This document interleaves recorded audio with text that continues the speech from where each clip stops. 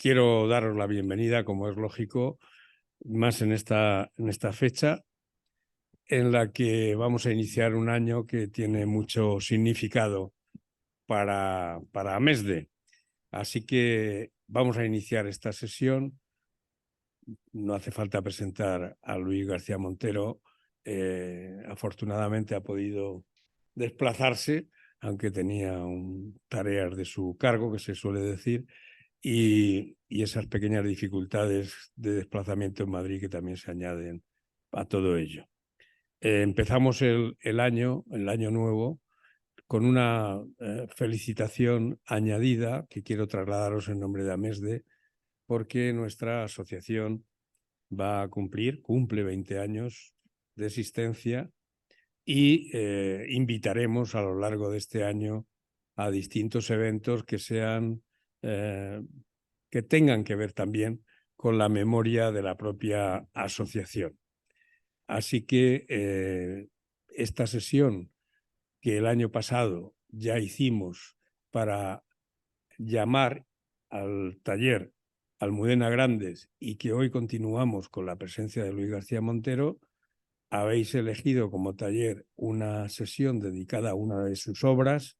De ella se va a hablar con los ponentes y yo, para hacer la presentación, que no se necesitaría de Luis, me voy a permitir leeros un párrafo suyo de un artículo que acaba de salir el 6 de enero, que se llama Geografía o Historia, y yo creo que refleja muy bien los dos aspectos que nuestra asociación y en el taller se vienen trabajando. No solamente es la literatura, el relato, no solamente es la historia, no solamente es la biografía de cada quien, sino que yo creo que también en el tema de la memoria en este país todavía no hemos adquirido la valoración suficiente de lo que significa hacer uso de la memoria en todos sus significados, la autobiográfica, la histórica y la nuestra como ciudadanos. Solamente recordaré una de esas frases que a uno le ocasionan impacto.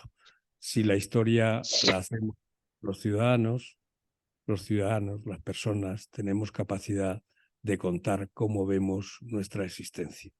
Y en esa pequeña frase se encierra mucho de lo que esta asociación viene reclamando para crear una cultura de memoria en nuestro país. El taller inicia este nuevo año con una programación ya elaborada por el equipo nuevo y para dar la bienvenida a Luis, que no necesita mucha explicación, yo voy a leer uno de sus párrafos que sitúa el tema que vamos a tratar hoy, su biografía y también a lo que nosotros nos dedicamos. Dice Luis García Montero en este artículo: nacido al final de los 50, en una ciudad del sur de España, tengo recuerdos muy precisos del subdesarrollo. El mundo industrial que animaba el norte de la dictadura franquista aún no rozaba Andalucía. La costumbre de la emigración a Barcelona o Bilbao, a Alemania o Francia, convivía en el sur con escenas en blanco y negro muy parecidas al luto de la primera posguerra. Recuerdo un poema de Carlos Barral, Geografía e Historia, de su libro 19 figuras de mi historia civil, del año 1961, que convierte en escena cargada de significado la aparición de una pareja de escandinavos en una procesión del Carmen. Frente a la iglesia, mientras los soldados portan la imagen de la Virgen y las voces veladas despliegan en el aire de julio la religiosidad de su tristeza, rumpen los escandinavos, flexibles como peces, altos, hermosos, casi teóricos. Ella sacude su cabellera y él fotografía la pintoresca celebración del sometimiento. El poema desemboca en un verso inolvidable. Qué oscura gente y qué encogido vamos. De este tiempo venimos la mayoría de nosotros, de este tiempo y no de otro. Por eso, a la hora de abordar el tema de la memoria, conviene recuperar el tiempo del que uno procede para saber en qué retos se está obligando a actuar en la actualidad. Eso es lo que quería traer como introducción a Luis García Montero. Muchas gracias por estar con nosotros. Gracias, Jaime, por recordar el poema de Carlos Barral, que es un gran poema. En esa imagen de la procesión del Carmen en la posguerra catalana, cuando irrumpen la pareja de escandinavos. Y muchas gracias por invitarme y por estar aquí una vez más, por vuestro trabajo. Y estoy muy agradecido a Mesde por su relación con Almudena y porque me hayáis pedido que viniera a comentar alguna cosa de Los besos en el pan. Yo tengo que confesar que después de 2 años es el primer libro de Almudena que he releído. Me he considerado con fuerza para leer el libro. Y entonces, bueno, al margen de todos los recuerdos de cuando se escribió, pues también lo he releído con otros ojos y he descubierto y me ha emocionado pues muchas complicidades que tienen que ver con situaciones familiares de todo tipo, de nuestra relación, el barrio, los hijos, su peluquera, todo, ¿no?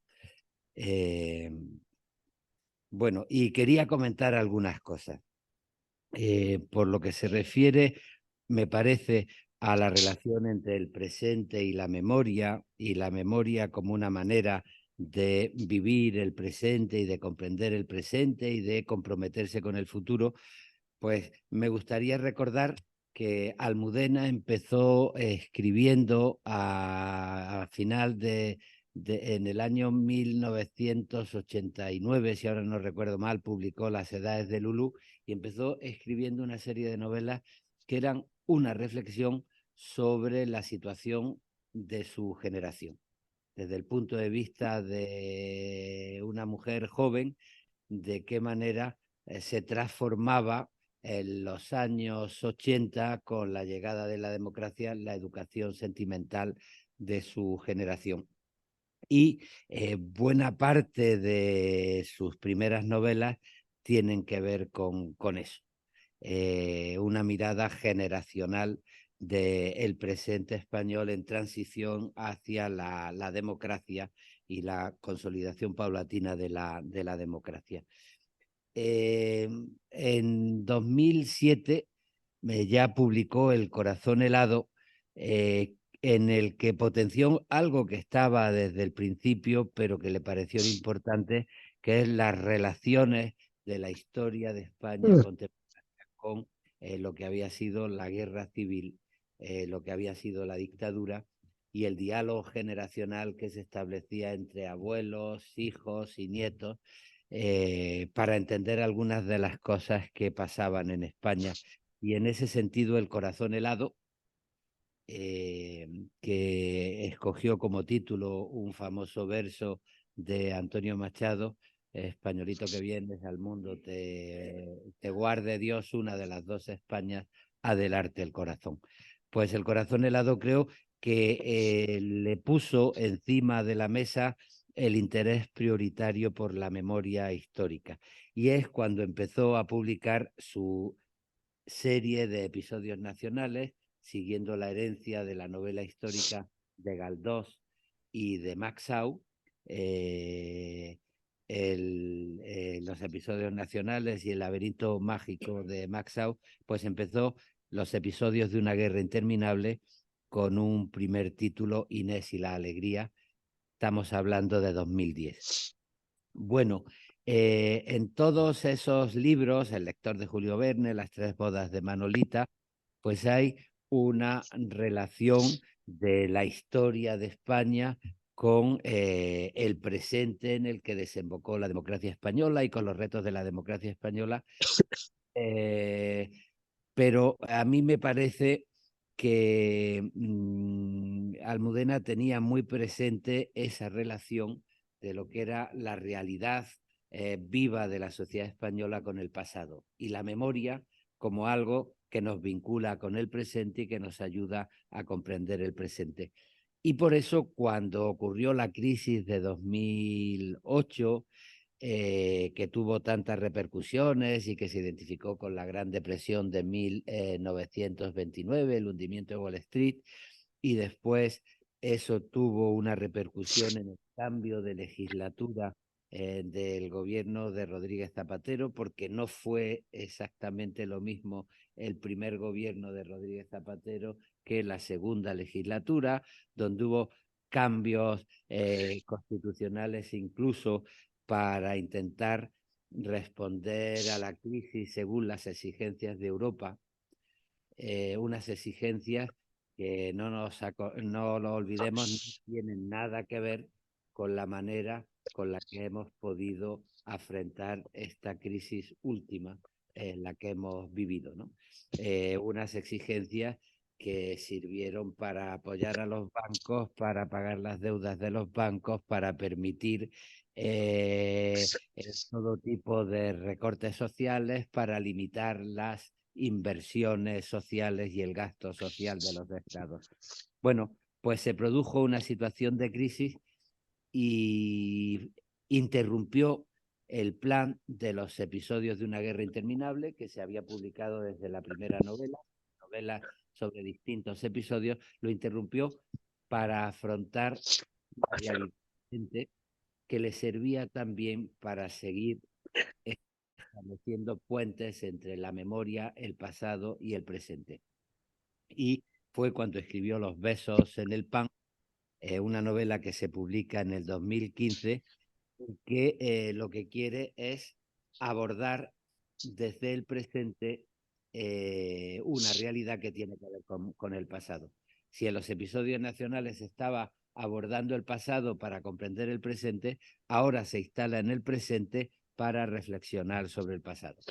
El título, pues está claro, Los besos en el pan, de una generación, es una frase de varias generaciones propias de la España del subdesarrollo, de la pobreza, cuando se caía el pan al suelo, pues se recogía y se le daba un beso, que era propio de una España definida por la necesidad.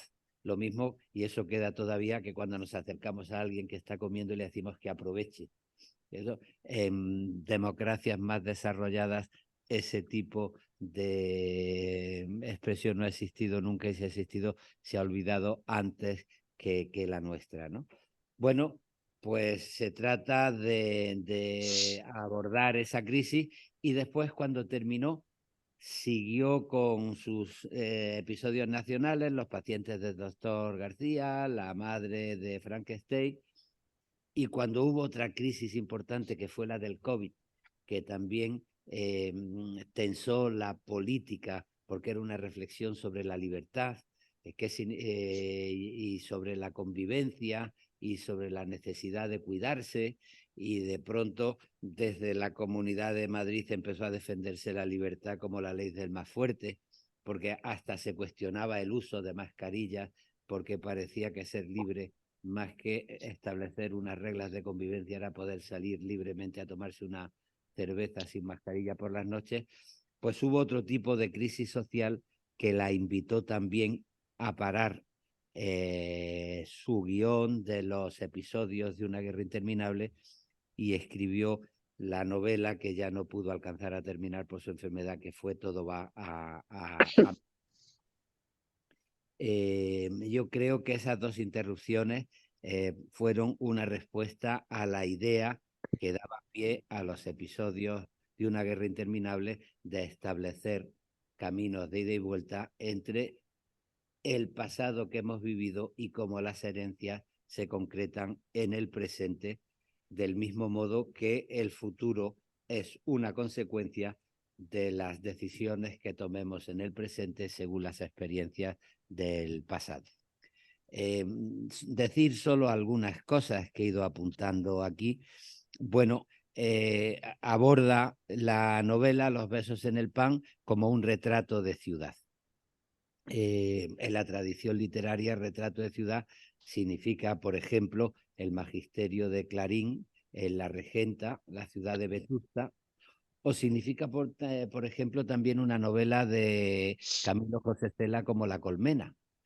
Camilo José Cela fue un escritor muy reaccionario en muchas cosas, tuvo una actitud muy poco justificable después de la Guerra Civil como delator del franquismo, incluso cuando se estaban ejecutando a los delatados con la pena de muerte vigente, y como soplón de Fraga Iribarne, diciéndole qué intelectuales y qué escritores estaban comprando. Él estaba haciendo una revista estupenda, Papeles de Son Armadán, que publicó a algunos exiliados por primera vez y donde colaboró gente como Francisco Ayala, exiliados Maxau, pero al mismo tiempo tenía reuniones secretas con Fraga Iribarne diciendo pues los que están detrás de el apoyo cultural a las huelgas de Asturias, de los mineros de Asturias, son tal y tal y tal y tal. Tuvo como persona, a mí me parece una actitud injustificable, de un machismo y de una barbarie muy desagradable que a mí me recuerdan a algunas actitudes actuales de algún político que va arrojando botellas de agua a la cara de la gente. Pero como escritor hay que reconocer, y yo creo que es de objetividad reconocer el valor del contrario, pues tiene unas obras de calidad, y a mí el Requiem o a mí La Colmena me parecen libros de mucho respeto, y el retrato que hizo de Madrid, del Madrid de la primera posguerra en La Colmena, a mí me merece mucho, mucho respeto, y lo he recordado a la hora de leer Los besos en el pan. Conclusiones que yo querría sacar, pues algo que tiene que ver todavía con nuestro mundo de hoy, la relación entre lo privado y lo público. Vivimos en una sociedad muy prepotente donde las derivas económicas, sociales y del capitalismo son las derivas del narcisismo, de la prepotencia, del definir la libertad no como un marco de convivencia, sino como la ley del más fuerte en todos los aspectos. Y en ese sentido, pues está bien que recuperemos la conciencia de vulnerabilidad. Somos personas, hombres y mujeres, que necesitamos cuidarnos. Y lo que constituye una comunidad, un nosotros, un nosotras, no es la virilidad o el querer ser dominante en los otros, sino la necesidad de cuidarse, tomar conciencia de que todos, todas necesitamos que nos cuiden y cuidar al otro. Y es ese sentido de la solidaridad, del amor, del cuidado, lo que define la constitución de una comunidad pues democrática y justa. El valor de los cuidados se da mucho antes en lo privado que en lo público, por motivos familiares, por motivos amorosos. La vulnerabilidad, la necesidad de cuidar y ser cuidado, pues se da en el ámbito de lo privado. Y a veces es estupendo poder conseguir dinámicas sociales que saquen el valor de lo cuidado, de la intimidad y de lo familiar a lo público. Por ejemplo, a la defensa de una salud pública o de una educación pública y a la solidaridad con la gente que lo está pasando mal. Yo creo que este es uno de los ejes fundamentales de los besos en el pan. Cómo la conciencia de vulnerabilidad nos hace mejores si nos pone en contacto con el compromiso del cuidado, y cómo salen valores que se refugian en lo privado a lo público a la hora de defender una sociedad más justa. Otra cosa que me parece fundamental en la novela, pues es describir un itinerario generacional de la España que ha pasado del subdesarrollo a la integración en el capitalismo pleno, en la democracia y en la evolución de nuestra democracia hacia el neoliberalismo que se vivió pues a partir de los años 80. Lo que era una España con conciencia de su desarrollo, de pobreza, de sacrificio, y lo que es un consumismo narcisista de creer que todo se compra con dinero, incluso algo que a mí, y lo siento por las connotaciones que pueda tener en alguna disputa última, algo que a mí me parece propio de la ideología neoliberal y del consumismo y del narcisismo capitalista, que es el confundir los deseos con derechos. Porque no se pueden confundir deseos con derechos. Deseos, todos tenemos derecho a tener deseos. Lo que no tenemos derecho es a convertir nuestros deseos en derechos. Yo puedo estar casado con un hombre y una mujer y puedo tener hijos. Y la ley española ya hace que las parejas homosexuales, incluso de hombres, puedan tener hijos. Eso creo que a mí me da derecho a tener hijos, creo que me da derecho a buscar una adopción. A lo que no me da derecho es a ir con un fajo de billetes a alquilar un vientre de alquiler y convertir en esclava a una mujer para ser yo papá y sentirme papá. Me refiero a los vientres de alquiler porque me parece que ahora dentro de la izquierda crean menos disputas que otro tipo de deseos y derechos en los que yo no quiero entrar, aunque alguna cosa hay ya en la novela de los besos en el pan. Bueno, de la experiencia del subdesarrollo y de la pobreza frente al consumismo narcisista, pues está muy presente en el diálogo de las experiencias de los abuelos, los padres y los hijos. En un momento determinado, hablando de la gente más joven, pues en la narración se dice, un abuelo dice, bueno, es que los jóvenes estáis hechos de una pasta más blanda. No estaban acostumbrados a sufrir pues las experiencias del subdesarrollo que tienen que ver con la vida española, con el esfuerzo, con la dificultad, con la necesidad de emigrar y unas experiencias donde al principio todo parece que está hecho. Los abuelos sabían que los hijos iban a vivir mejor y esos hijos convertidos en padres que creían que sus hijos iban a vivir mejor, y de pronto irrumpe una crisis, irrumpe la vulnerabilidad y el optimismo social se quiebra porque hay motivos para sospechar que a lo mejor los padres vivieron mejor de lo que van a vivir los hijos en el futuro.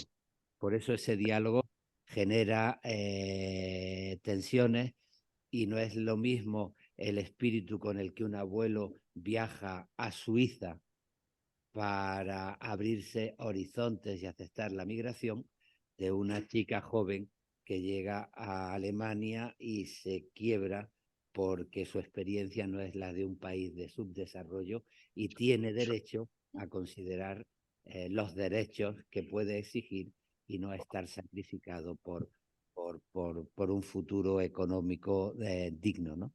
Pues a mí es otra de las claves de esta novela que une el pasado y la experiencia de la pobreza con una realidad que se convirtió en el narcisismo del consumo y que por una crisis salta por los aires.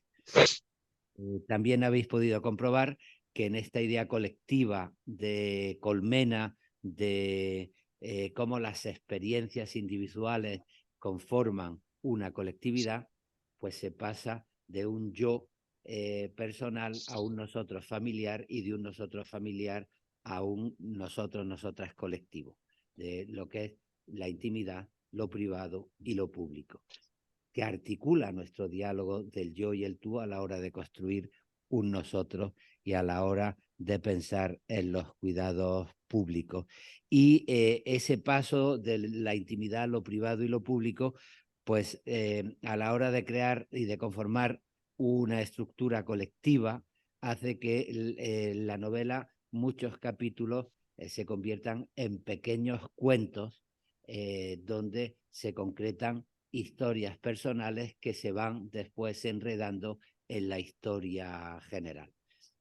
Ahí tienen que ver pues la dificultad económica o la relación con el propio cuerpo o los sentimientos amorosos o lo que un marido no quiere contarle a una mujer o las relaciones con el barrio, con el colegio, etcétera, etcétera, etcétera. Son capítulos en forma de cuento que van enredando a los personajes hasta formar la historia colectiva. Otro de los puntos que a mí me ha llamado la atención en esta manera de unir nuestro pasado y nuestro futuro, bueno, todos hemos leído el poema de Blas de Otero, nos llamarán a todos, que tiene que ver con otro poema de Martín Niemöller, que se ha atribuido falsamente muchas veces a Bertolt Brecht. El primero, me llamaron a los comunistas, pero como yo no era comunista, después llamaron a los anarquistas, pero como yo no era anarquista, después los nazis van llamando a uno, después vinieron a por mí y ya no pude acudir a nadie porque estaba solo. Como los cuidados y la salvación se pueden plantear desde un nosotros, no desde el egoísmo, como a mí no me buscan, indiferente.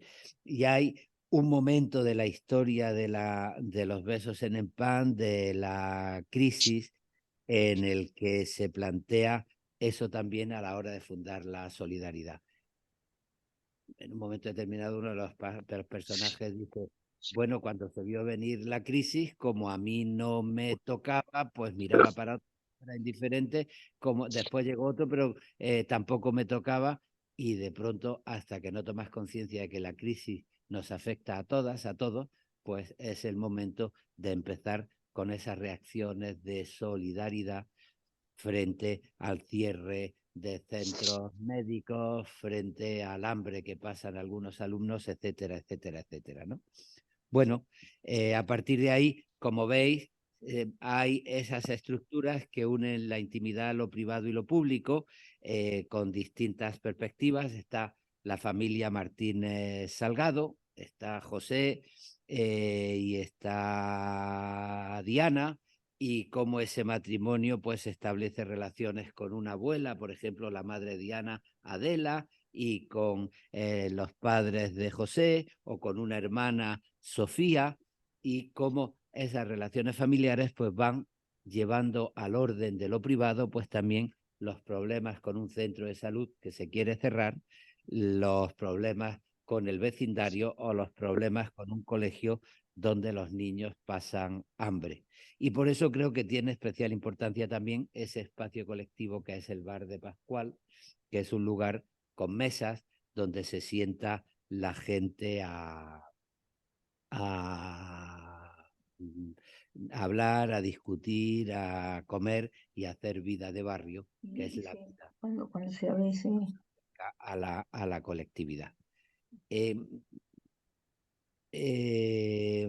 La relación entre Roberto y Marisa, por ejemplo, Marisa, la mujer periodista que pierde el puesto de trabajo y se pone a escribir un libro sobre el 23F, contando los recuerdos de Roberto y ella cuando eran alumnos universitarios y pertenecían a un movimiento de izquierda, y con cómo vivieron el 23F.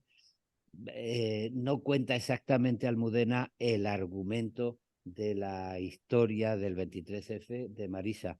Yo sí creo saber cuál fue el argumento, y ella ahí no quiso ser explícita para no desviar el tema de la novela.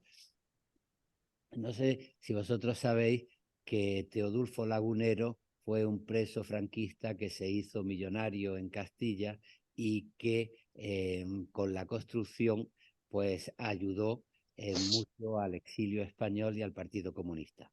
Teodulfo compraba cuadros de Rafael Alberti para permitir que tuviera cierta libertad económica en Italia.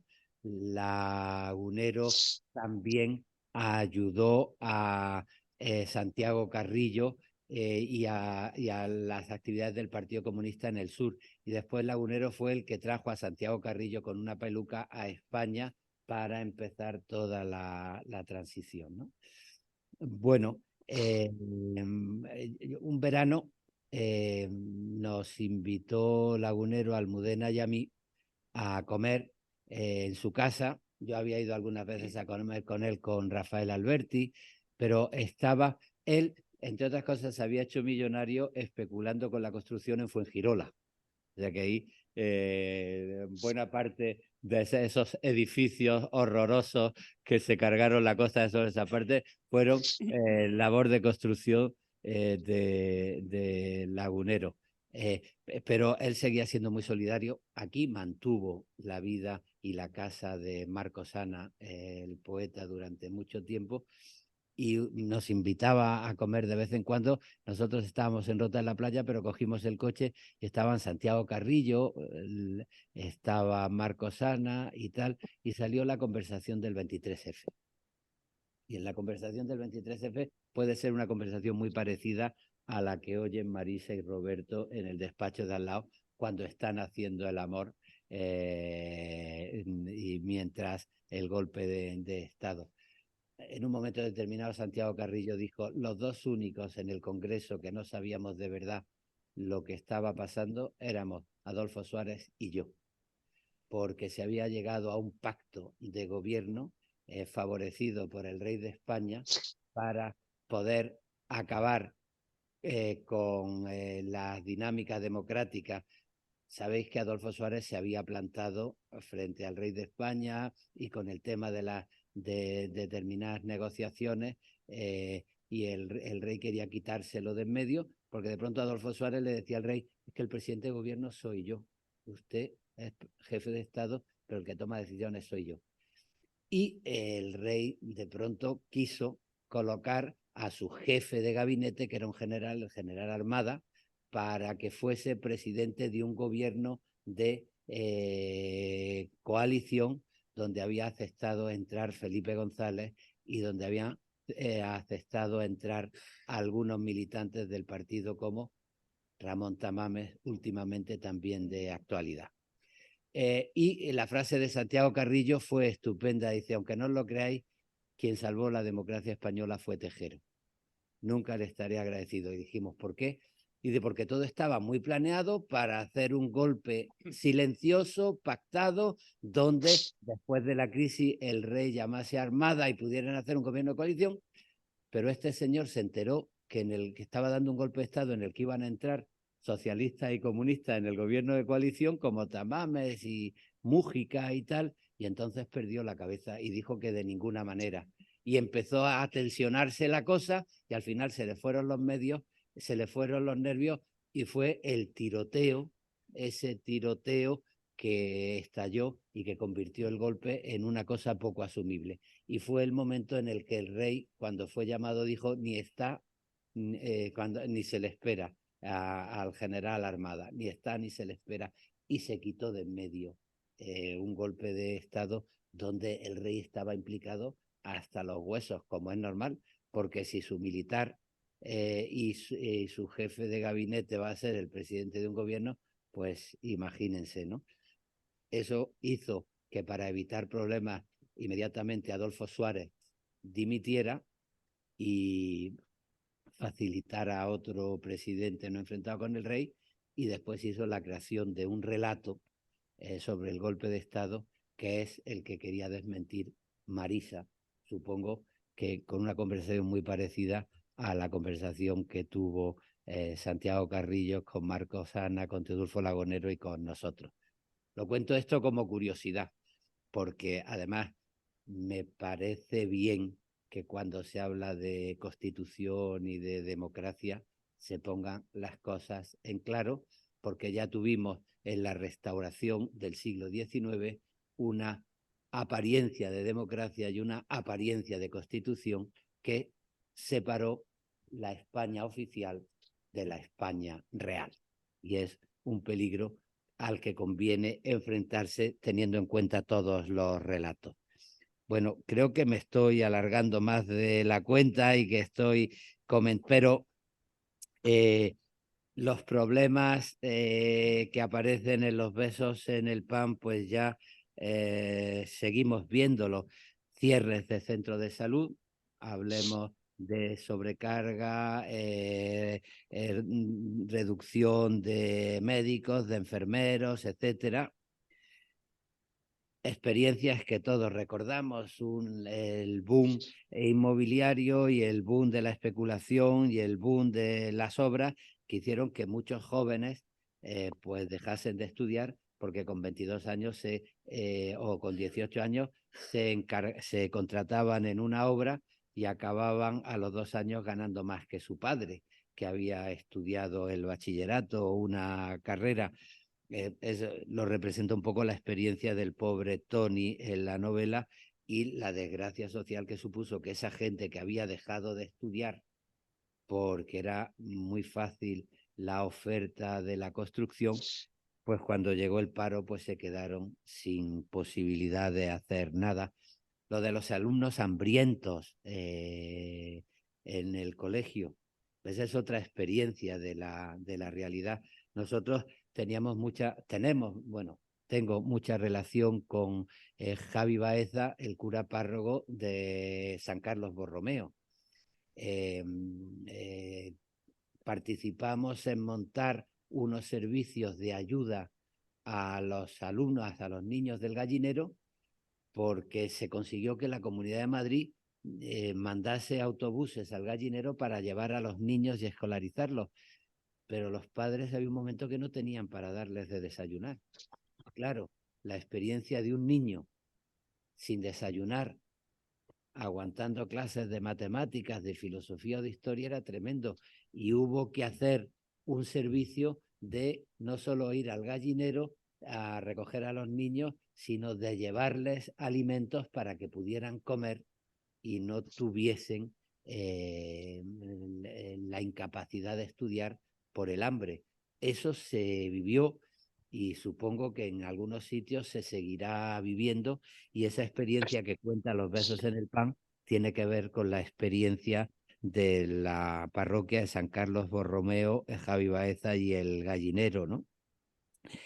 Después, bueno, pues todo lo que tiene que ver con la corrupción, con las crisis profesionales, y ahí en el tú, el nosotros, el yo, lo colectivo, pues se pueden ver los matices de personajes atractivos como un aparejador decente que la crisis lo empuja y lo convierte en un portero, o lo que es un sinvergüenza que se ha hartado de robar, de figurar, de creerse un poderoso y que de pronto pues se descubre en la crisis no solo rodeado de necesidades y de ruinas, sino también se descubren las corrupciones en las que había estado mezclado.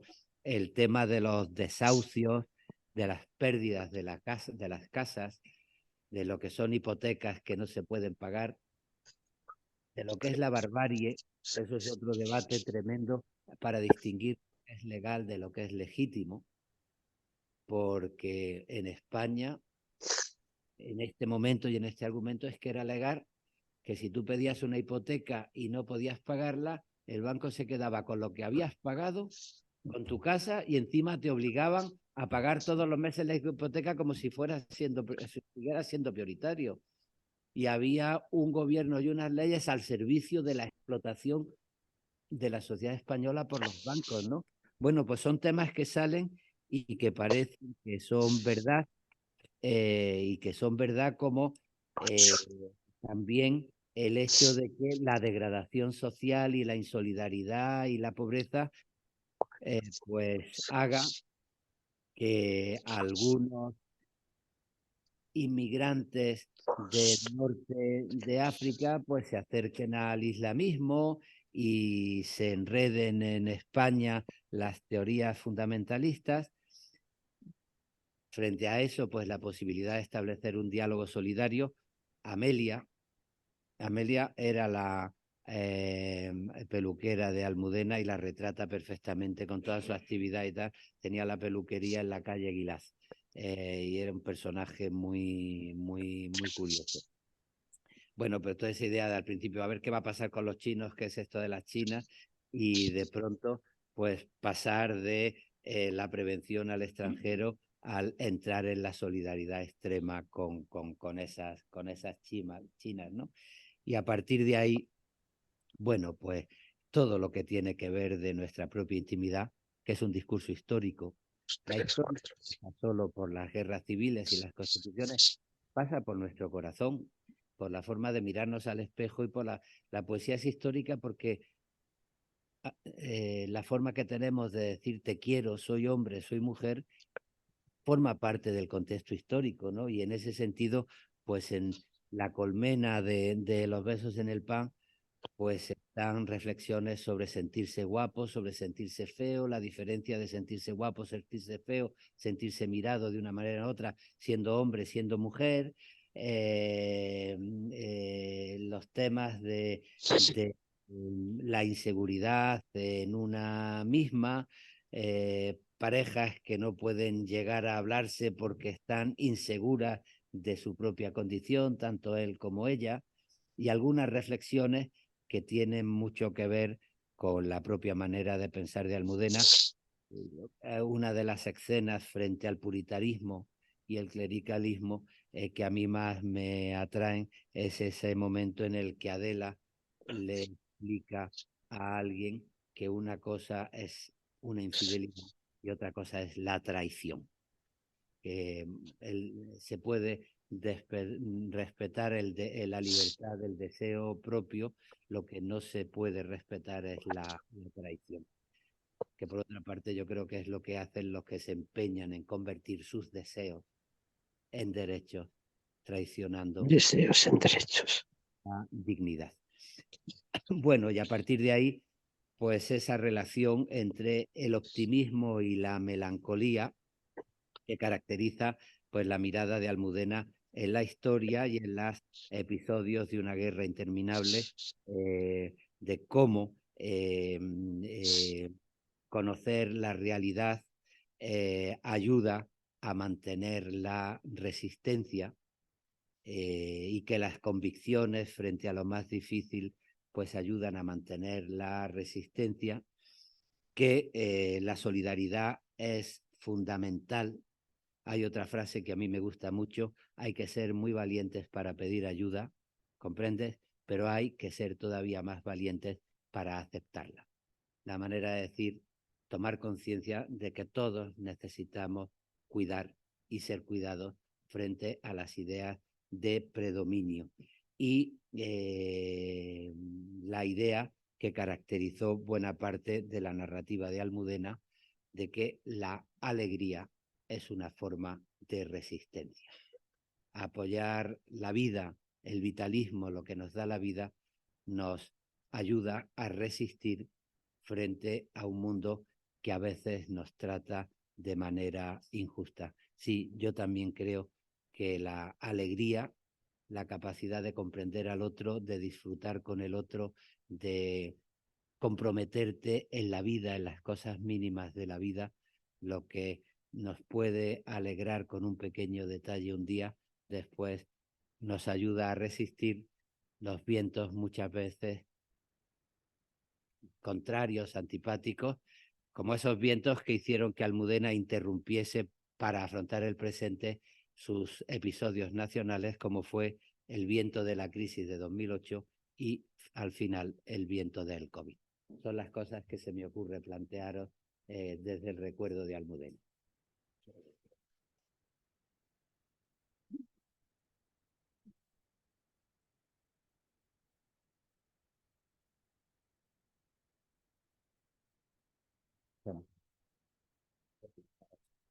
No, pero me quedo un rato todavía, ¿sí? Es que hoy se celebra la reunión de embajadores en el Ministerio de Exteriores. Están todos los embajadores de España reunidos. Yo he tenido que estar allí mientras habló el presidente de gobierno y el ministro de Exteriores. Me he escapado ahora y volveré a las 2 porque me toca intervenir a mí. O sea, pero yo hasta la 1:15, 1:20 me quedo aquí.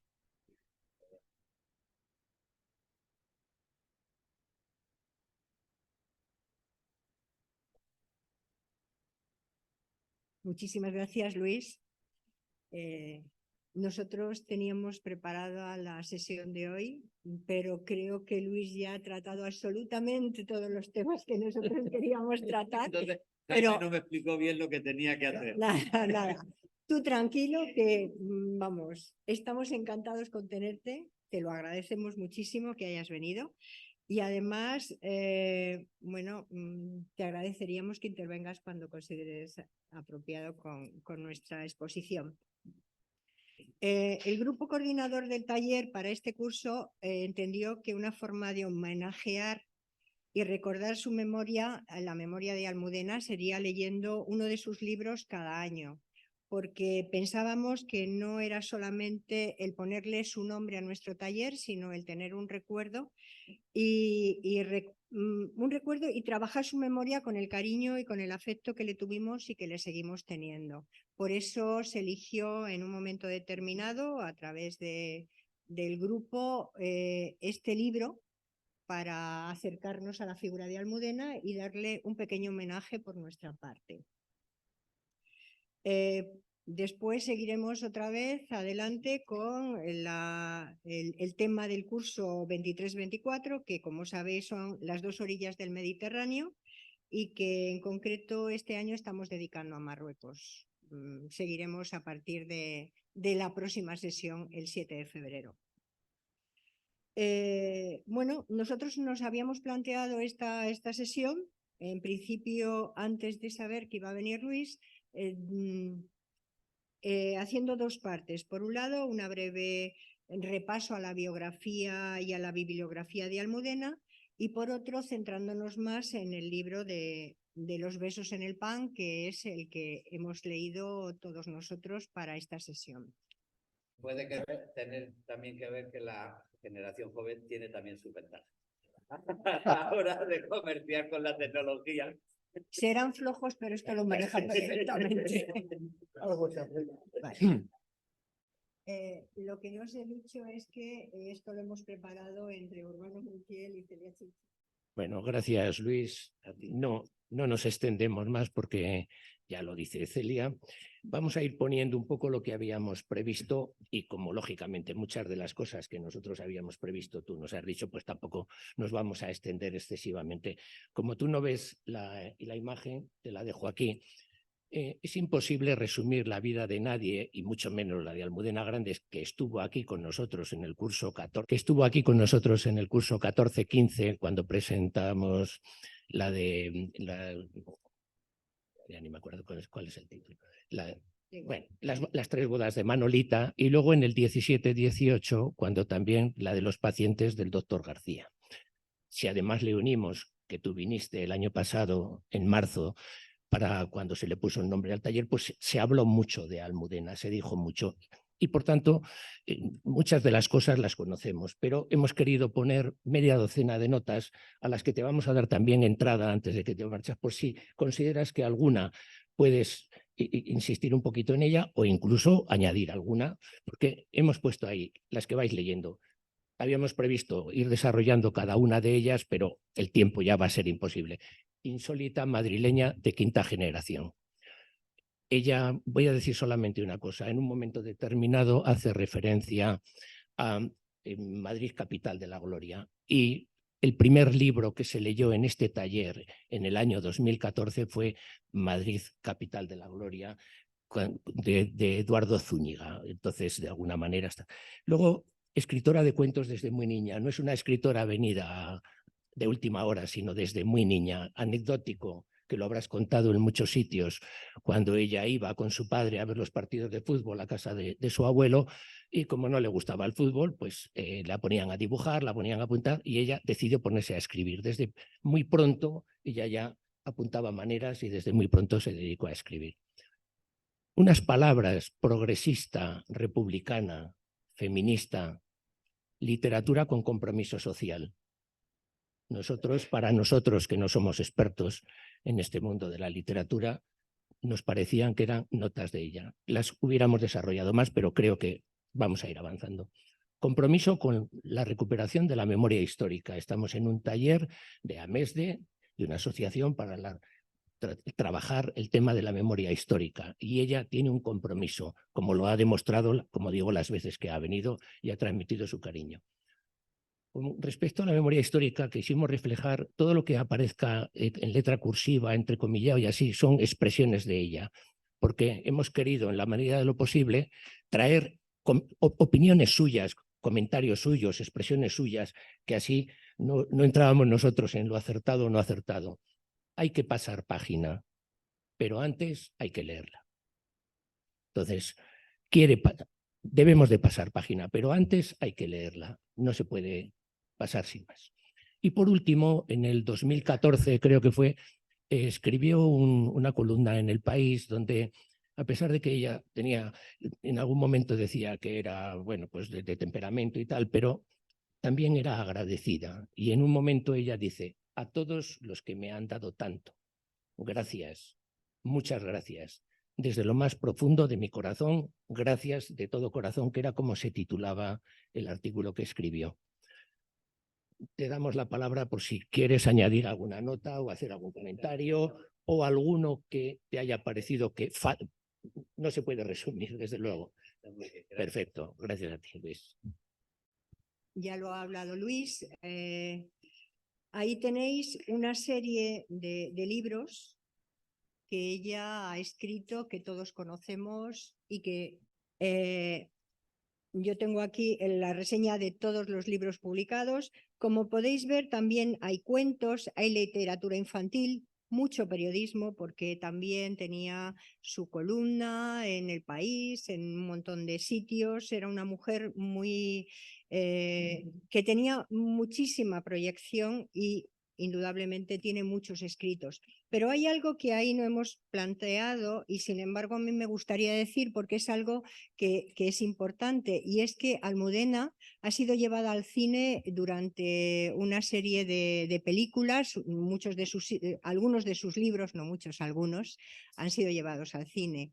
En el año 90, Bigas Luna llevó Las edades de Lulú al cine. Fue muy polémico porque muchas actrices rechazaron el papel por el erotismo que implicaba, y al final una italiana, Francesca Neri, decidió aceptar el papel, que compartió con Javier Bardem.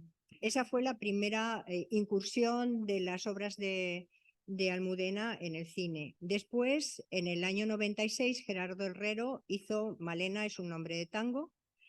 En el año 2000, Juan Vicente Córdoba llevó uno de sus cuentos de la obra Modelos de Mujer, lo llevó, que se llama Aunque tú no lo sepas, la película, y también está basado en un cuento de ella. Gerardo Herrero en el 2006 volvió otra vez a un texto de Almudena, hizo Los aires difíciles. En el 2007, Atlas de Geografía Humana, llevado al cine por Azucena Rodríguez. Castillos de cartón en el 2009, adaptado por Urbizu y dirigido por Salvador García Ruiz. Y por último, en el año 2023, Televisión Española hizo una serie con el libro de los pacientes del doctor García, que está dirigida por Jan Noguera y está basada en la novela que ya aquí estuvimos viendo. Hay un montón de premios y reconocimientos que ha tenido a lo largo de su vida. Es curioso, la frase que veis entrecomillada apareció en El País Semanal en el 2007 y dice: en este país hay algunos grandes premios que en realidad son operaciones comerciales encubiertas. Creo que todos sabemos que hay ciertos premios que, bueno, son premios porque la editorial ha decidido que sea un premio, pero realmente no por una calidad literaria en sí. Bueno, ahí hemos planteado una serie de... Bueno, aquí no se ve, pero bueno. Sí, no, los últimos hemos puesto dos que ha recibido a título póstumo, sí que las tengo yo. A título póstumo, hija predilecta de Madrid en el 22 y también doctora honoris causa por la Universidad de Cádiz también en el 22. Serían, bueno, más premios de los que ha seguido recibiendo a lo largo de su historia. Que digo que con respecto al estilo, pues lo hemos puesto aquí, a hablar algo del estilo de Almudena y también luego en los versos del pan, o los versos en el pan. nosotros, sinceramente, fueron las dos últimas imágenes que trabajamos, porque ninguno de los dos pertenecemos al mundo de la literatura, como ya hemos dicho, y entonces es más difícil meterse a poner algo sobre el estilo, salvo que lo copies de alguien que lo está diciendo, que al fin y al cabo casi es lo que terminas, porque ni hemos leído toda la obra, ni tenemos tampoco esa capacidad de decir, y tampoco creo, aunque esto puede ser polémico, igual luego en el debate se puede hablar algo de ello, que el estilo igual tampoco es siempre el mismo, sino que en un momento es de una manera, en otro momento es de otra. Depende, no es lo mismo estar en los episodios de Una guerra interminable que estar en una obra primera como fueron Las edades de Lulú o de otro estilo. Entonces, con esa salvedad hemos hecho estas anotaciones que voy rápidamente a comentar un poco por encima. Novelista de personajes y de ambientes. ¿Cómo no citar a Galdós en algún momento? Siempre en el estilo de Almudena la referencia a Galdós. Creemos que ella busca más reflejar ambientes donde se desarrollan las situaciones, que no tanto si ese ambiente tiene flores de este tipo, alfombras de este otro, jarrones de aquí, sino cómo es el ambiente donde se está desarrollando la situación. Donde va a transmitir emoción, a contar sentimientos, dudas, contradicciones. Dice ella, como hemos dicho, vamos a utilizar expresiones a lo más posible de ella. Dice ella, la literatura no es más que emoción en todos los sentidos. Pasión, dolor y también entretenimiento y diversión. También diversión. Y dice también la naturaleza humana enfrentada a sí misma y sus circunstancias. Eso es lo que, de alguna manera, lleva a Almudena con un lenguaje, estoy leyendo la tercera, donde se aproxima al habla popular. Hay que tomar posición sobre la realidad. Nos has ido contando cosas donde para uno que no las conoce dice, ¿cómo sé? Pero para uno que las conoce como eres tú, están basadas, que si era la peluquera del barrio, que si era una reunión de amigos, etc. Pero ella dice, hay que tomar posición sobre la realidad, hay que comprometerse, hay que dar voz a lo que dicen los ciudadanos. Con todo esto, yo no le pondría ninguna pega a ello, ni mucho menos. Es una literatura muy visual. A veces se pone pegas, oigo yo en los ambientes en los que me muevo, que dicen, es que este es un libro que se ha escrito pensando en hacer de ello una película. Bueno, si el libro es bueno y se puede llevar al cine y se puede hacer una buena película, que ya tendríamos el debate de si la literatura o el cine o si empeora, mejora, etcétera, etcétera. Creemos que su literatura es muy visual. Nos resultó difícil sacar una serie de puntos de estilo.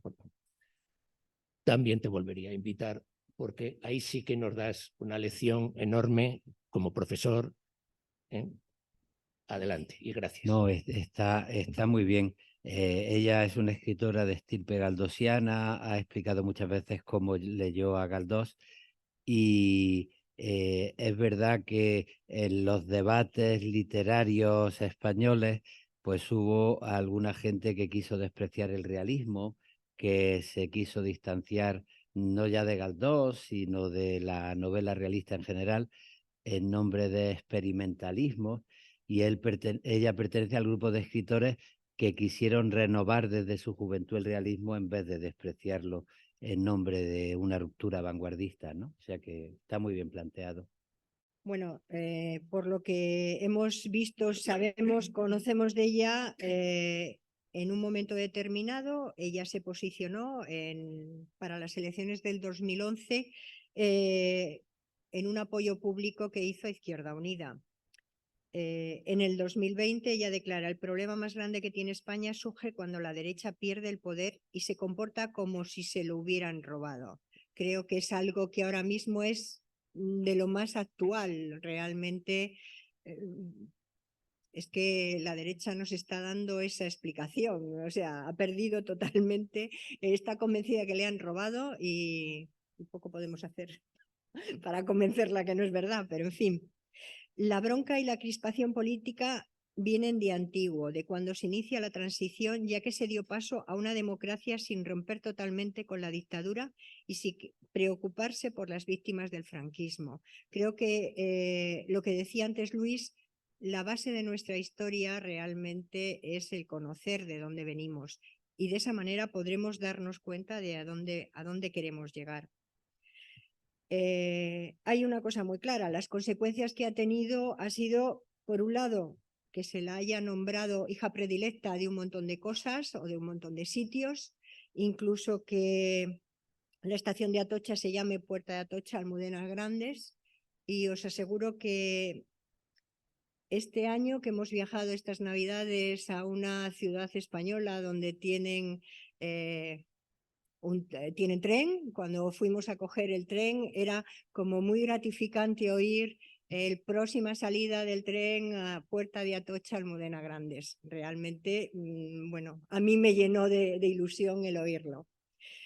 Por otro lado, también ha tenido otra consecuencia negativa, y es que en algunos sitios que ya tenían su nombre adjudicado, pues directamente lo han quitado, como ha sido en la Biblioteca de La Rioja, que se llamaba Almudena Grandes, que la han quitado su acepción para llamarla Biblioteca de La Rioja, y se han justificado diciendo que lo hacían para que fuera igual que ha ocurrido con otras autonomías, que también tienen una biblioteca que se llama Biblioteca de esa autonomía en lugar de tener otro distinto nombre. Bueno, creo que de esto vamos a seguir viendo porque hay un montón de actos que están previstos, pero no sabemos si lo van a llevar a cabo, ¿no? Como poner en su calle, en su casa, poner una referencia que ella ha vivido ahí.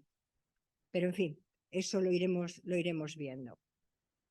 Bueno, pues hasta aquí es lo que nosotros habíamos preparado como introducción a la figura de Almudena. Después, si queréis, podemos un poco en el debate abrir un poco lo que vosotros consideréis. Pasaríamos a la novela, Los besos en el pan. Cuando te parezca, eso te iba a decir. Sí. Exactamente. No os interrumpo. Vuelvo a daros otra vez las gracias de corazón por recordar a Almudena y por contar conmigo. Muchísimas gracias. Muy bien, gracias, Luis. Me hubiera gustado que lo hubiera oído, porque le pensaba decir que se va el corazón, el amor y todo su sentimiento y poesía. Bueno, y nos quedamos pues un poco más sencillo, pues el cariño, el respeto y la valoración, que tampoco es poco, pero bueno. Los besos en el pan, él ha hablado mucho de los besos en el pan, entonces, pues como vamos diciendo, iremos rapiditos y tal. Habíamos puesto ahí porque compramos el libro, salimos de la librería con el libro y nos llama la atención el título, Los besos en el pan, pero nos llama también la atención esta niña, esta cara de la niña que nos está con su mano derecha saludando o despidiendo o representando a una época o representando, parece que estaría detrás de un cristal, pero también parece que hay como si hubiera algo de polen o alguna, bueno, luego si queréis, pues cada uno que dé un poco su interpretación, pero no deja de ser chocante. Igual Luis sabía por qué esta imagen y no otra, pero bueno. El título, Los besos en el pan, él ya nos ha dicho muchas cosas. Almudena dice que besar el pan como una seña de respeto, celebración y gratitud por tener ahora ese alimento. Ya nos ha dicho cuando se caía un trozo de pan, etcétera, etcétera. Y el libro lo dedica a mis hijos, dice ella, que nunca han besado el pan. Todos los que estamos aquí, que somos de una edad, conocemos esas costumbres o ese rito o eso que ya creo que ha desaparecido, aunque de vez en cuando puede que se vea.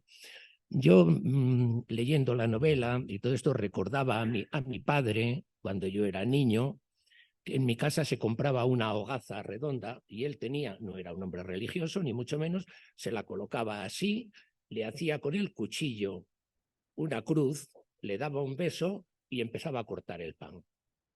Esto lo vivía yo de niño. Luego ya esa hogaza cambió por barras, ya no era la hogaza, que también sigue existiendo, pero la barra, cuidado que no se quedara puesta con la parte plana hacia arriba. La barra tenía que quedar colocada de una determinada manera. El pan blanco había tenido una importancia en toda la guerra y en la posguerra, y la gente de nuestros mayores, nuestros abuelos, nuestros padres, lógicamente, pues le concedían. Hay quien le puede ver incluso una connotación religiosa con el pan, cuerpo de Cristo. No para todo hay opinión, lógicamente. El pan es el cuerpo de Cristo para los creyentes y, lógicamente, pero bueno, del pan negro se pasó al pan blanco y ese respeto hacia el pan. Yo creo que, dice en un momento Almudena, dice, besar el pan era una costumbre de personas pobres. Yo creo que de personas pobres y no tan pobres. Yo lo he visto en muchos sitios. El libro tiene una estructura organizativa que la pone ahí clarísimamente en 3 partes, un antes, una ahora y un después, intencionadamente descompensados, porque el antes abarca 7 páginas, el ahora 300 y el después 9. Intencionadamente descompensados. Así ella en el antes quiere plantearnos el contexto en el que se produce la novela, contexto temporal y social. Todo va a ser en un barrio que pudiera ser el barrio donde estamos, el barrio de Malasaña, las calles próximas al mercado de Barceló. Es decir, estamos en una zona muy próxima hacia donde se ha podido ella plantear el desarrollo. Su peluquería, ya nos ha dicho la calle, yo no la conozco, pero ahí es donde está situado. Y está también en el transcurso de un año. Está contado en el transcurso de un año y además como si fuera un curso escolar. Aquí que somos muchos los que hemos sido docentes, como un curso escolar. Empieza la novela cuando se terminan las vacaciones y luego va a ir recorriendo por la Navidad, por la Semana Santa, para volver otra vez al verano y otra vez a vacaciones. Claro, vacaciones quien las tenga, no todo el mundo. Y está también puesta como unos relatos cortos, a modo a veces de cuentos encadenados. Luego ya iremos hablando de los personajes y tal. Entiendo que la estructura está intencionadamente puesta así, el grueso es ahí. Ella se apoya en el antes para desarrollar todo el ahora, que es esa crisis, y luego no nos quiere dejar con el mal sabor de boca. Algunos personajes incluso nos dice en el después cómo van a terminar, aunque termina de una manera muy dura la novela, dado que Ahmed, uno de los personajes, está siendo reclutado para ir a la guerra en Siria. Y como ella dice, pero eso ya es historia para otro momento. Aquí en esta transparencia tenéis lo que Almudena dijo de este libro.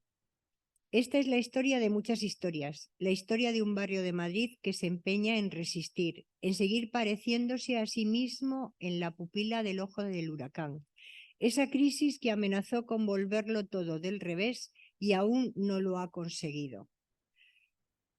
Bueno, hemos puesto unas imágenes que nos han parecido como representativas, pero representativas de la parte pública de esta novela.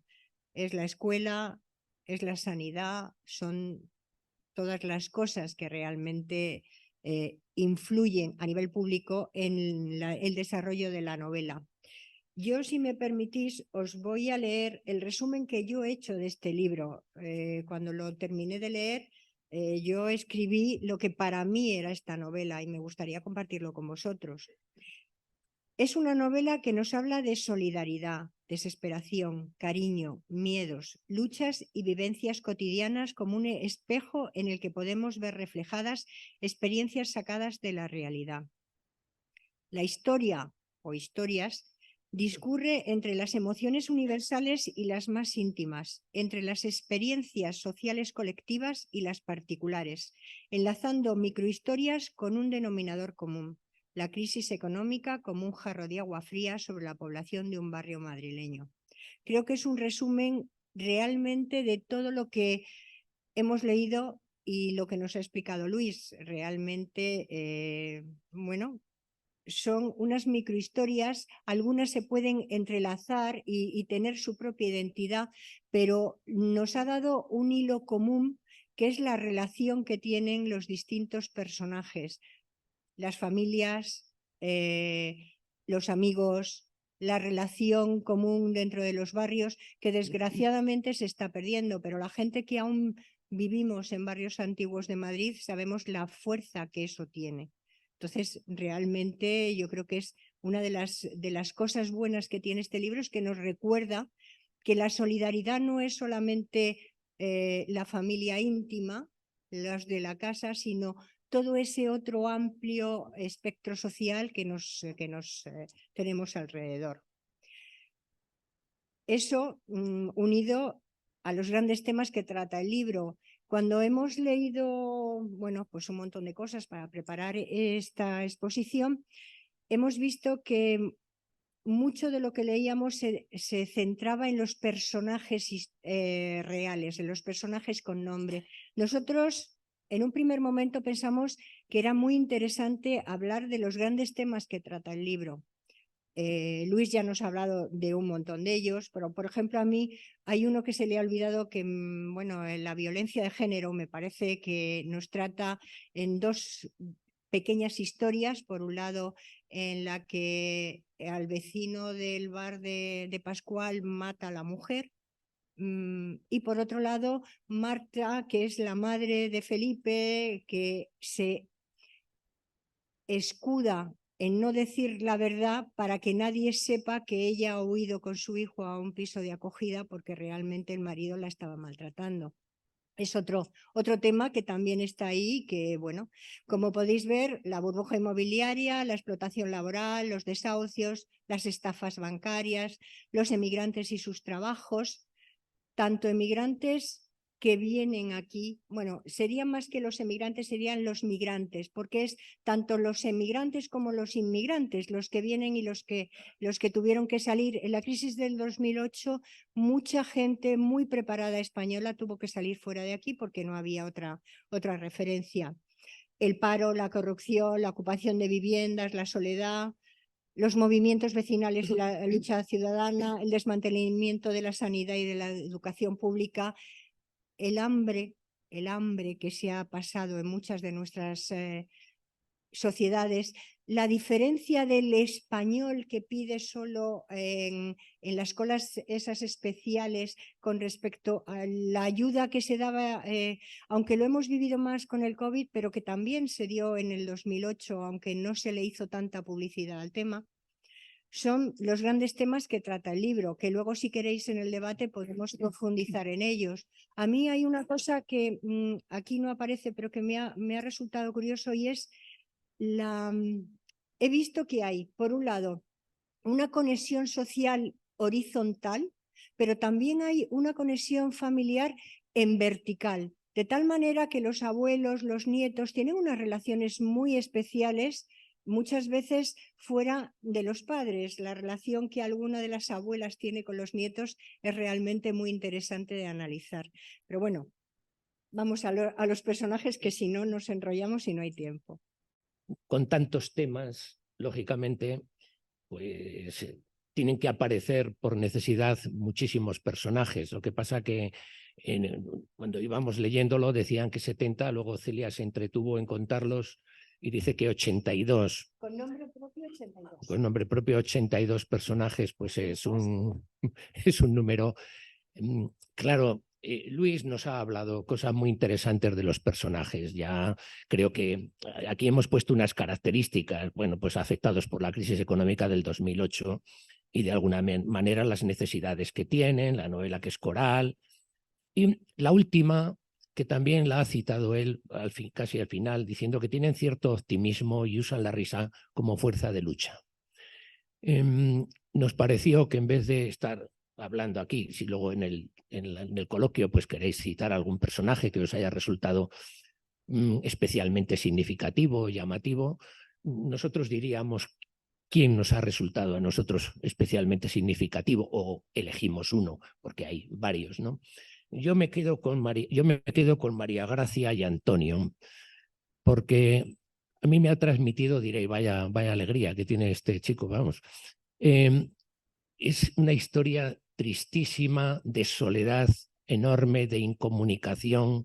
Ella, para los que haga más tiempo que lo habéis leído, nos la representa como una persona, es venezolana, con nacionalidad española, me hacen por allí un gesto, pues gordita, con su buena melena, con su buen pelo, no muy favorecida, digamos, y desayuna todas las mañanas en un bar que pudo estar situado en el metro de Bilbao, un bar que regenta Mari Carmen, que no va a ser protagonista importante, y allí aparece ella, se toma su café antes de ir al trabajo, y sentado en una mesa está uno presuntamente alcohólico, Antonio, al que Antonio mira a ella. Parece que se quieren decir algo, pero en ningún momento se van a atrever a decirse nada. Él después ya se va a suicidar. Quito cosas para no alargar. Se va a suicidar, pero antes de suicidarse va a hacer un escrito que a través de un policía le va a llegar a ella. Le va a llegar a ella, que le va a llegar como un desasosiego, un desconsuelo, evidentemente. De hecho, va a reaccionar yendo a la peluquería de Amalia y cortándose el pelo.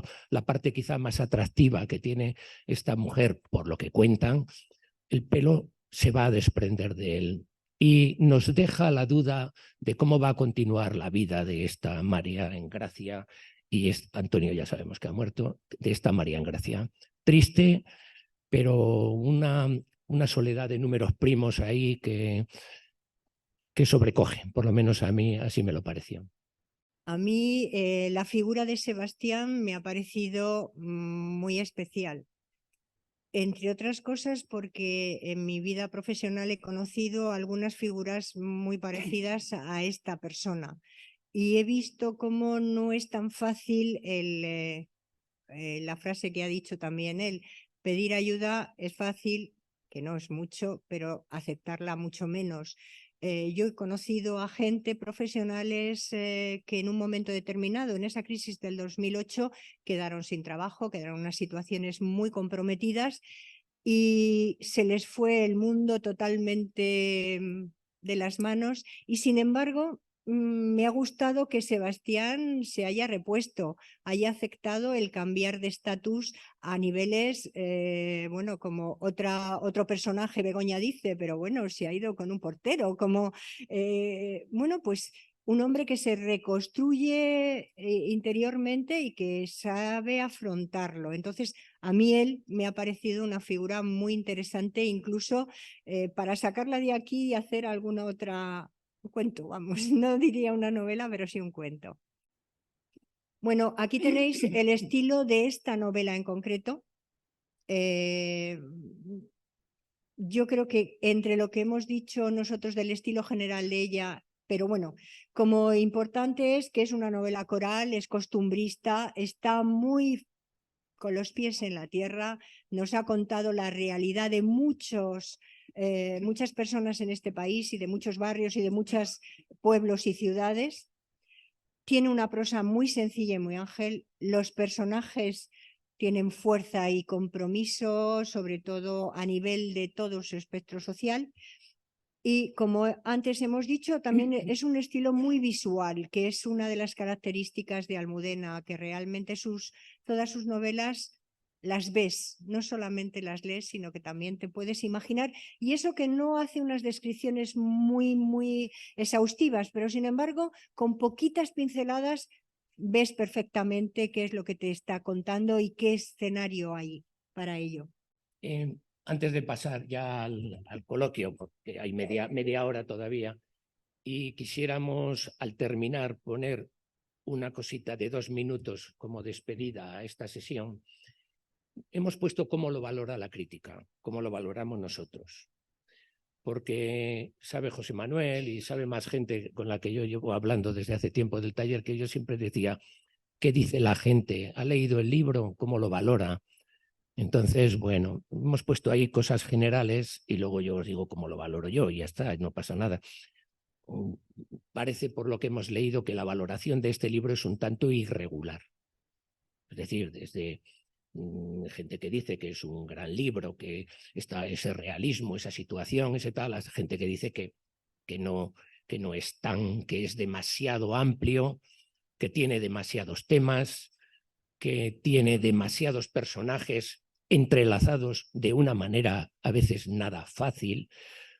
He oído esta mañana a alguien que decía algo que yo había pasado. Dice, desde García Márquez no me había hecho yo un esquema para seguir los personajes, con quién estaba relacionado este o con quién estaba casado el otro. También hay quien dice que hay excesivo optimismo, que todos son buenos, que todos son generosos. Bueno, eso está ahí en interrogantes para despertar un poco el debate, si os parece.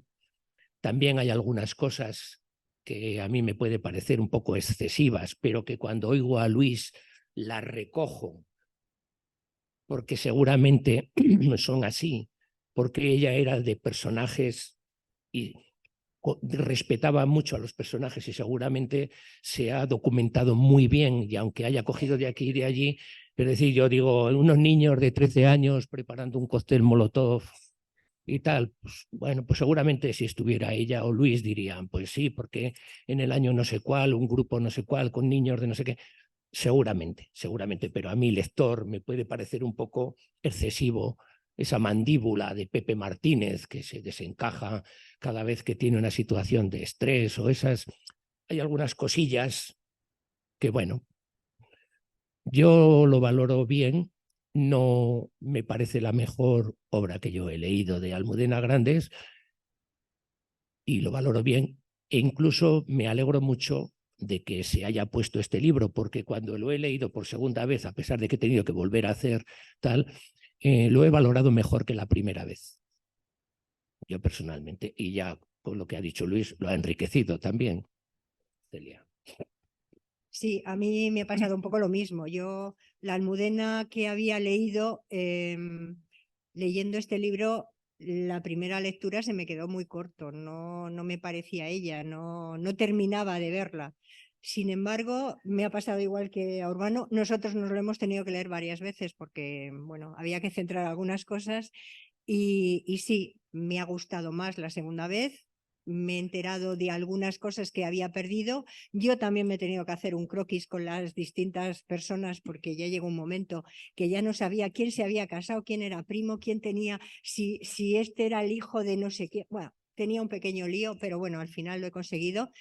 Y efectivamente he tenido la paciencia de contarme los nombres y hay 82 personajes con nombre propio, con lo cual, bueno, en 300 páginas me parece muchísimo personaje para después poderlo centrar. Pero bueno, ahí está, es lo que la escritora nos ha querido dejar. Bueno, pues en principio por nuestra parte hemos terminado. Ahora os vamos a poner ese vídeo que nos parece... Ah, no, al final, ahora no. Al final os lo ponemos entonces para ya cuadrar. Y bueno, ahora quien quiera, por favor, intervenir. Abierto, bueno, ya sabéis que yo con esto me lío, pero abierto el micrófono para quien quiera intervenir, si queréis dar vuestra opinión. Nada, que me ha encantado. Y a mí coincido con vuestra valoración. Quizás me parece de las cosas más flojas de Almudena, pero sí quería rescatar 2 o 3 puntos. Uno, que a mí me sirvió para revalorizar o recordar el peso de la crisis de 2008. O sea, el tiempo pasa y te vas olvidando de cosas terribles como esa. O sea, yo he tenido alumnos a los que teníamos que darle el desayuno cuando en el instituto eso no estaba contemplado, ¿no? Y valoro ese golpe de realidad o baño de realidad que me significó la lectura. Y luego quiero rescatar algo respecto a Almudena Grandes que habitualmente no se dice. Se habla de las edades de Lulú, la sonrisa vertical, el erotismo, pero creo que tiene una capacidad para contarnos lo bonito que es enamorarse y también cómo se puede disfrutar del sexo. Y eso ocurre en todas las novelas, también en los episodios y demás. Y de ahí a mí me parece que queda un pozo optimista muy bonito. Simplemente quería rescatar eso de mi lectura. Sí, es muy optimista. Bueno, es que es muy optimista porque Almudena Grandes es muy optimista. Ella dice en algún momento que es que va a morir de optimismo.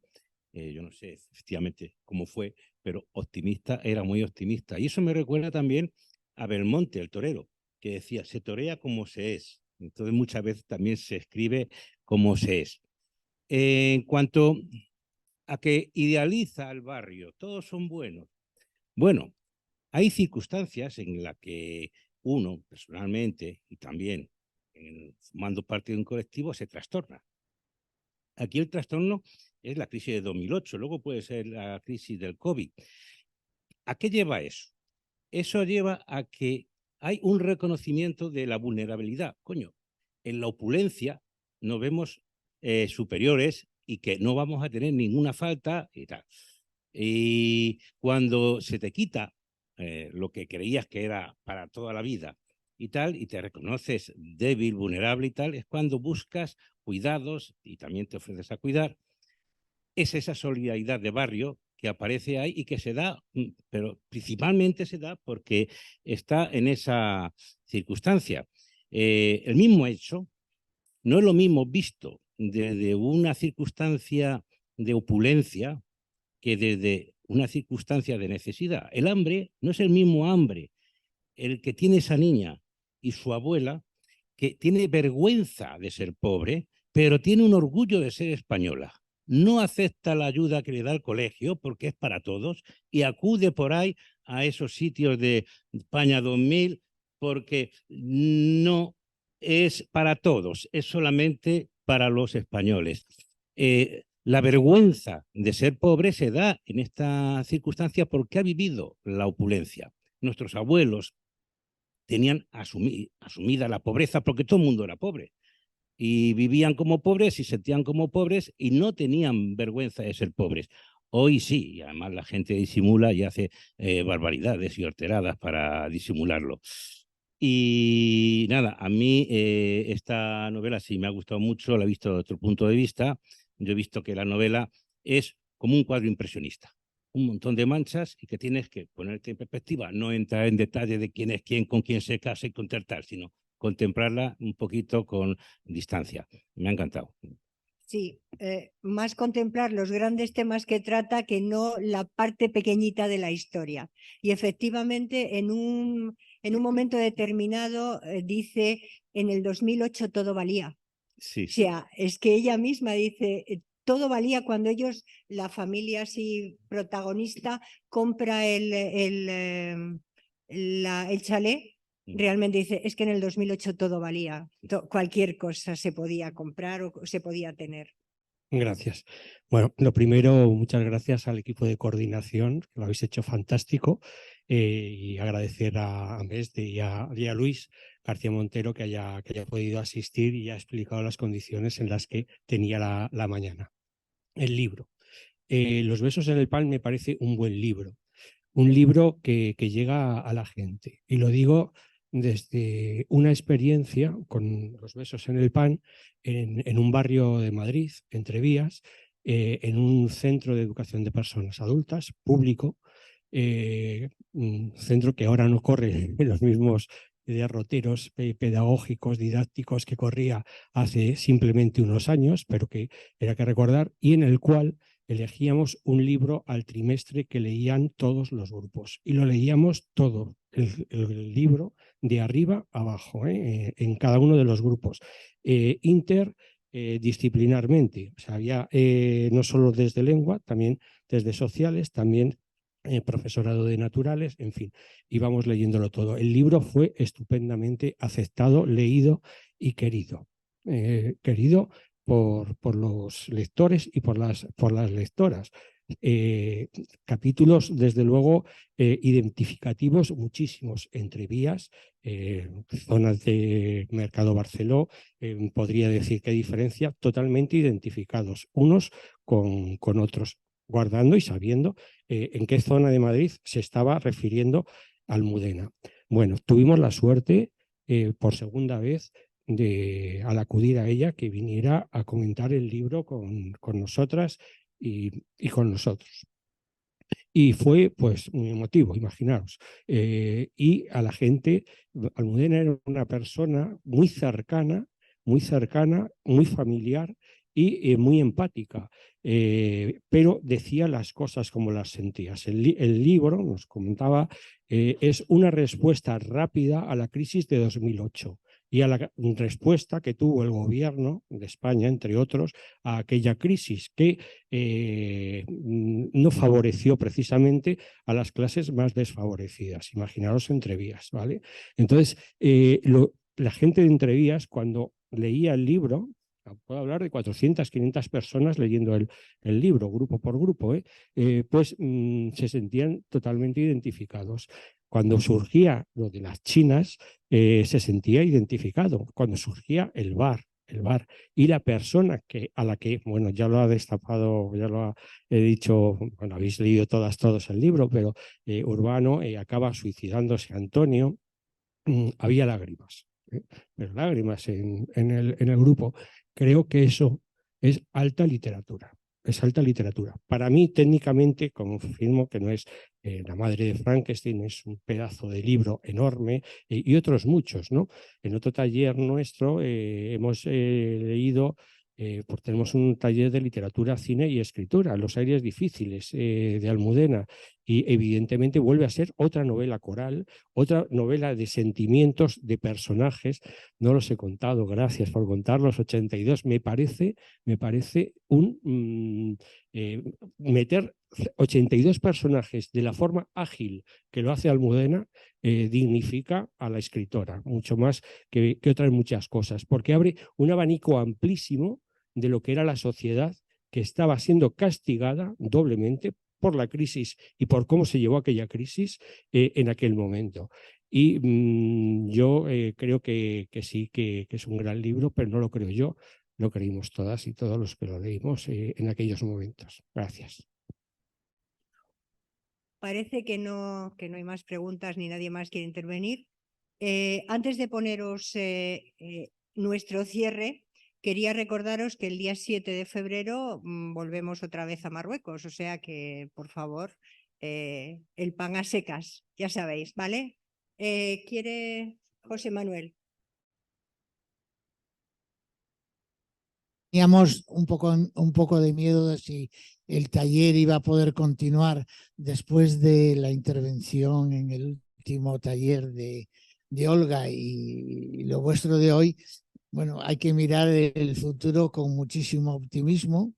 Valoro mucho la sesión en sí mismo, pero especialmente el trabajo que habéis hecho, la desmenuzación de la novela, y estoy seguro de que larga vida al taller y gracias, pero son 4 las personas que están trabajando y están deseando que haya algunos más o algunas más, o sea que pensad que el trabajo es grande y si cualquiera de vosotros o de vosotras se anima, será recibida con los brazos abiertos.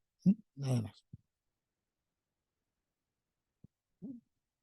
Yo quería intervenir un momento, no sobre la novela en sí, sino sobre algo que dijo Luis García Montero respecto al segundo gobierno de Zapatero y la reforma constitucional del artículo 135 que se acordó rápidamente con el Partido Popular y se llevó adelante. En ese momento se nos dijo que era exigencias de Europa, como él creo que también lo ha recordado. Después nos enteramos que no había tal exigencia, o al menos no tenía la necesidad de una reforma constitucional. Podría haber sido por otro tipo de modificación legislativa, pero no hasta ese nivel. Lo digo con todas las salvedades respecto al personaje de Rodríguez Zapatero después de su presidencia, que ha sido tanto en Latinoamérica como aquí en las últimas campañas, ha sido extraordinaria, pero creo que todas las cosas hay que decirlas. Y en este punto hay que referirse a eso, me parece. No sé si alguien más tiene información sobre esto, que lo diga, pero no era una exigencia europea la de modificar la Constitución.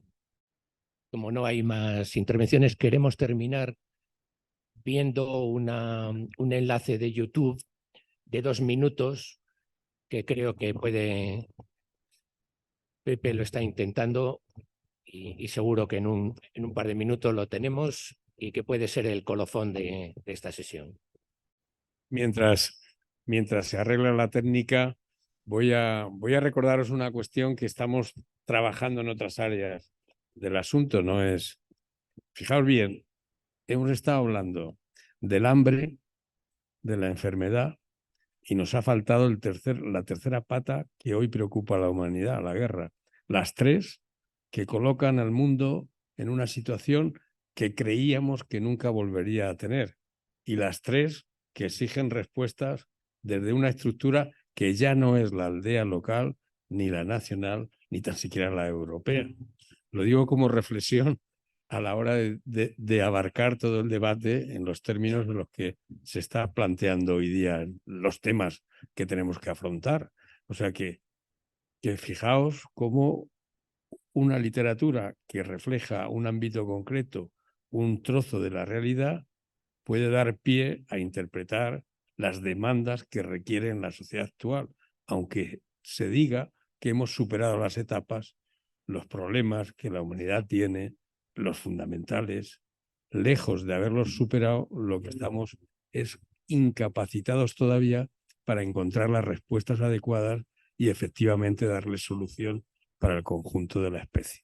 Nada más y muchísimas gracias. 56 guerras hay ahora mismo abiertas. En el vídeo va a ir apareciendo las letras G, R, A, N, no sé, por el contraste, y al final formará una palabra.